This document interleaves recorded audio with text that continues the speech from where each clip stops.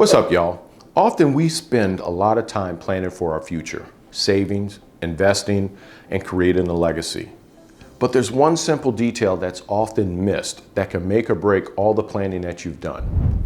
That's your beneficiary designation. Whether you have young children, adult children, or no children at all, not naming an individual on your retirement accounts or your life insurance accounts can affect who receives the money and how smoothly is it received. So what I want to do today is talk to you a little bit about beneficiary designations and the most common designations that we see. The first most common is going to be naming a spouse. And in most cases, this is the default. But what happens if you and your spouse pass away together? Who gets the monies? By not adding a secondary beneficiary, you now give the courts, probate court, the opportunity to come in and decide who and when they get those monies. The second beneficiary that we typically see is naming children. If you have minor children and you pass away today, the courts will step in and the courts will decide who will manage those monies on behalf of the child. If you have adult children, well, now we have to think about other things. Are they financially responsible?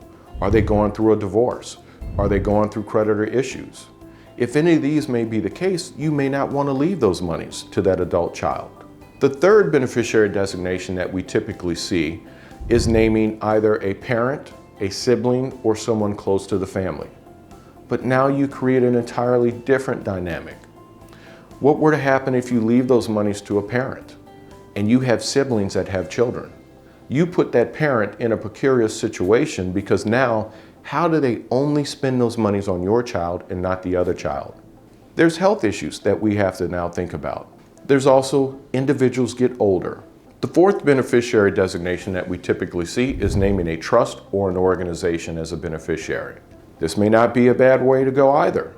By naming a trust, you now allow yourself to decide who receives those assets, when they receive them, and how they receive them. So how do you know what the best choice is for you? Well, that's when sitting down with your certified financial planner, your estate planning attorney, or even a family attorney, and coming up with a plan. Create a strategy that allows you to continue what your values and what your goals are. Going through these simple steps will help you to protect all of the assets that you've accumulated over your lifetime.